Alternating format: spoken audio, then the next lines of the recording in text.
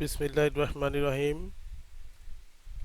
School and কলেজের unique ID create করার new system আমি দেখাবো। আমি পার্ট ওয়ানে দেখিয়েছি যে কিভাবে খুল কি করতে হবে এবং কোন ওয়েবসাইটে যেতে হবে এবং কি করতে হবে, আমি তার বিস্তারিত দেখিয়েছি এই একটা নির্দেশিকা থেকে। এবার দেখাবো কি করে ইউনিক আইডি খুলতে হয়, সেই ওয়েবসাইটে যে ইউনিক আইডি খোলা দেখাবো। তা যারা গ্রাফিক টিউটোরিয়াল ইউটিউব চ্যানেলটি সাবস্ক্রাইব করেননি তারা সাবস্ক্রাইব করে পাশে থাকা বেল বাটনটি বাজিয়ে দিন, তাহলে ভিডিওগুলো আগে আগে দেখতে পাবেন। তো চলুন দেখা যাক এবার পুরন কিভাবে তৈরি করতে হয়। তা প্রথমে আমি যে কোনো ব্রাউজারে যে banbase.gov.bd ওয়েবসাইটে ঢুকবো। এটাই স্যার হচ্ছে ফ্রন্ট পেজ। এখন ই IEIMS মেনু থেকে তথ্য প্রদান সংক্রান্ত ট্রেন্ডিং সার্ভারে ঢুকতে হবে। ট্রেন্ডিং সার্ভারে ঢোকার পরে এখানে প্রথমে প্রতিষ্ঠানের প্রধান অ্যাডমিন হিসেবে আগে আইডি খুলতে হবে এখানে। তা আইডি একটাই, যেহেতু প্রতিষ্ঠানের প্রধান আর প্রত্যেক প্রতিষ্ঠানে EIIN নাম্বার আছে, সেই নাম্বারটি এখানে প্রবেশ করতে হবে। তা আমি একটা স্কুলের তথ্য পূরণ করে দেখাচ্ছি, সেটা একটা দিলাম এবং একটা পাসওয়ার্ড দিলাম।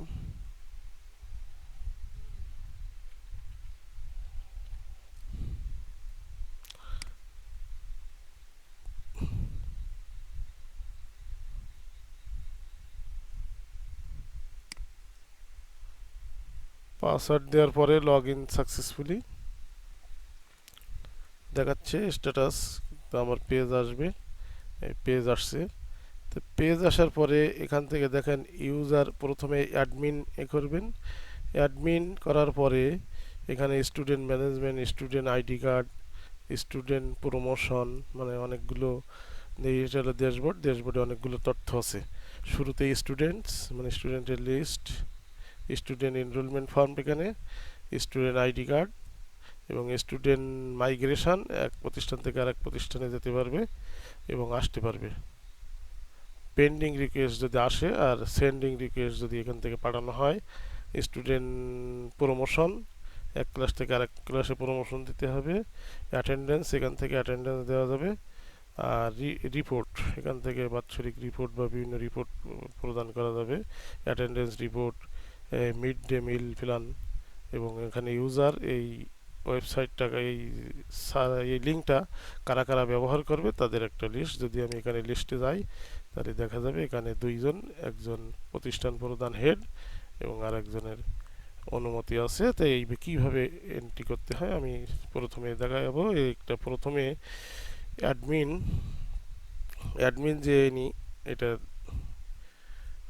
যিনি, তিনি আগে লগ ইন বা করবেন। এরপরে এখান থেকে আমি সাইন আউট দিয়ে বের হয়ে যাব। বের হয়ে অ্যাডমিন আরেকজন, অ্যাডমিন আরেকজন ইউজার লিস্ট ক্রিয়েট করবেন। অ্যাডমিন আরেকজন ইউজার লিস্ট ক্রিয়েট করবেন, সেটা এইভাবে আমি দেখাই। আবার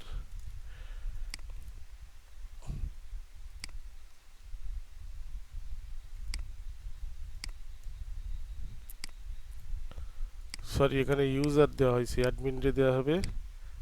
এবং এখান থেকে অ্যাড ইউজার, এই অ্যাড ইউজারে যে এখানে একজন ইউজারের নাম, একজন ইউজারের নাম আমি যদি এমডি মিজানুর রহমান,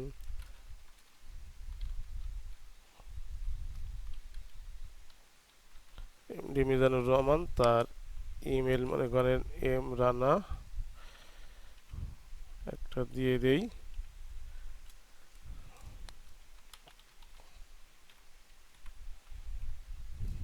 এরপরে তার মোবাইল নাম্বার, এটা র্যান্ডম মোবাইল নাম্বার দিচ্ছি, আপনারা এই নাম্বারে ফোন করবেন না, আমি ইচ্ছা মতো দিয়ে দিলাম, একটা অঙ্ক কম আছে।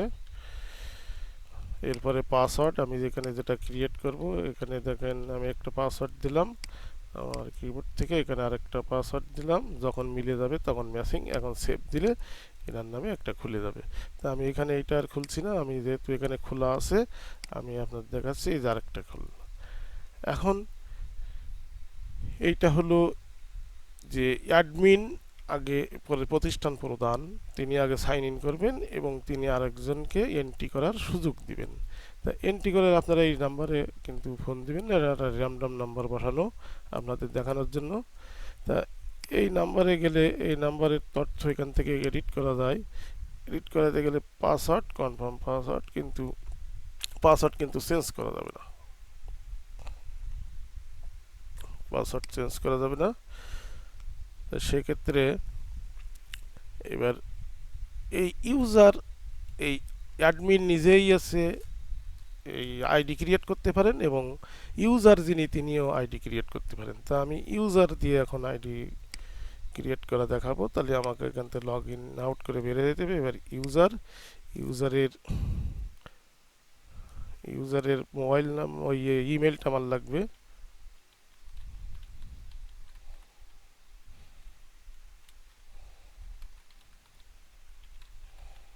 আমি ইউজারের ইমেলটা লিখলাম এবং পাসওয়ার্ড লিখতাম,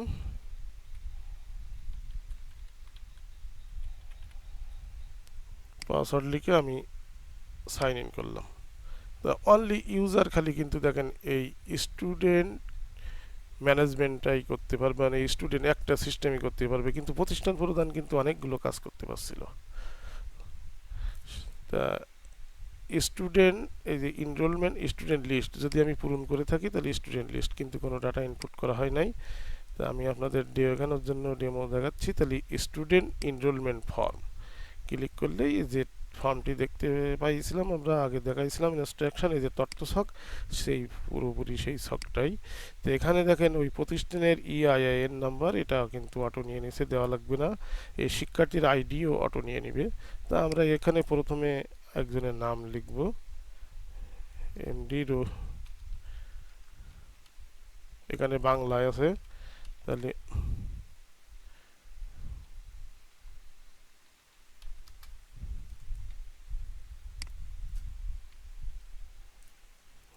এখানে আমি আপনাদের দেখানোর জন্য একটা ডেমো লিখছি।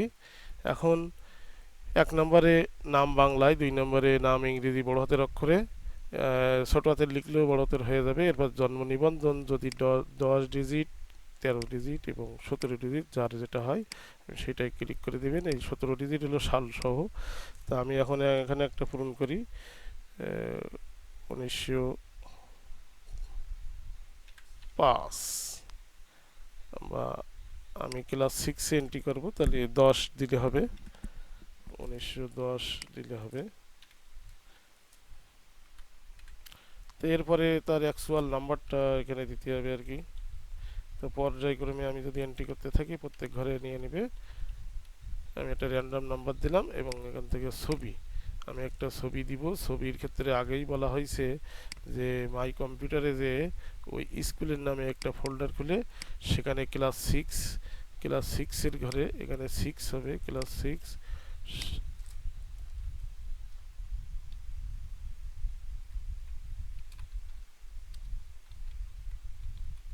6 এর ফটো।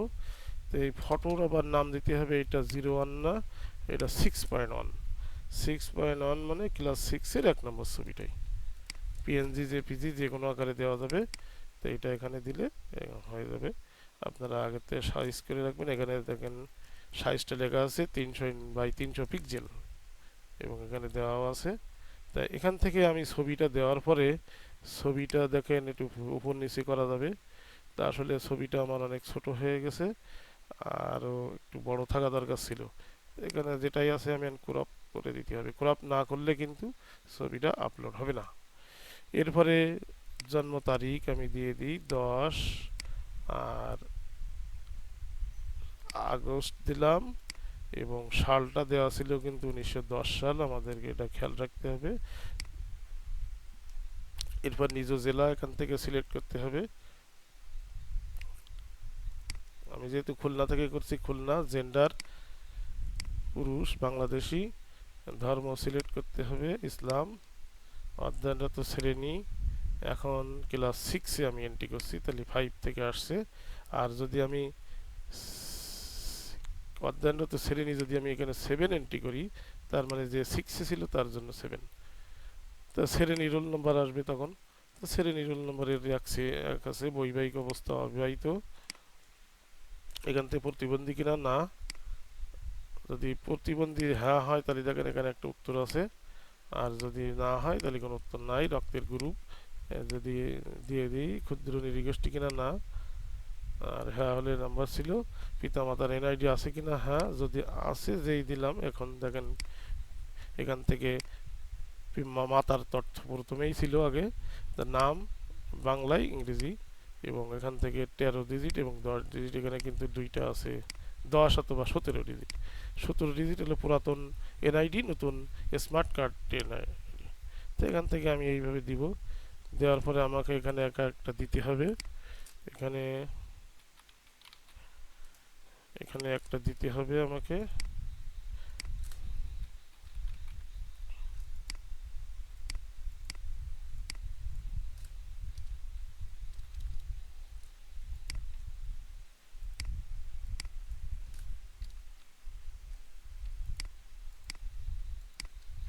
এখানে আমি উপরে কি তথ্য তো সবগুলোই দিলাম।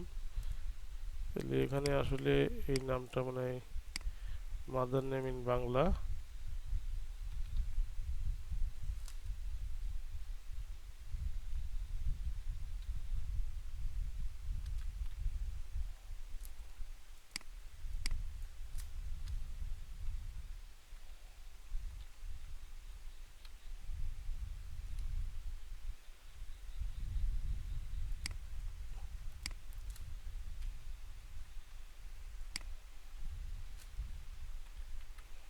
আমি এখানে দিব এবং 10 এখানে দিব, ডিজিট দিব, এবং এখানে জন্ম তারিখ দিব। জন্ম তারিখ 1980, 1980।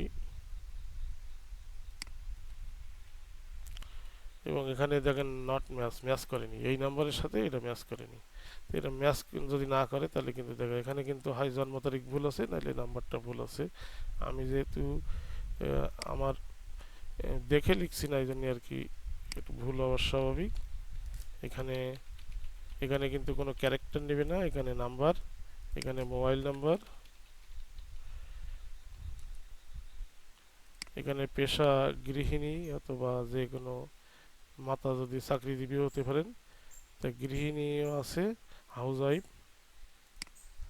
হাউস ওয়াইফ দিব, মৃত্যু হলে মৃত্যুর তারিখ দিব। এখন সেভ অ্যান্ড নেক্সট। কিন্তু এখানে আমাদের এই ম্যাচ করার জন্য সেভ নেবে না। যদি সেভ নেয় তাহলে আমি পরবর্তী পেজে যেতে পারবো, তা নাহলে পরবর্তী পেজে যাওয়া যাবে না। তাই এইভাবেই হচ্ছে পূরণ করতে হবে, আপনারা দেখতে পেলেন। এবং এখানে একটা ইউনিক আইডি তৈরি হয়ে যাবে।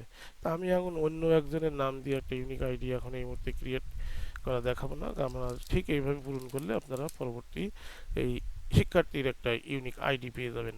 তো ধন্যবাদ। আমার ভিডিওটি ভালো লাগলে লাইক এবং শেয়ার করবেন এবং কমেন্ট দিতে ভুলবেন না। ধন্যবাদ।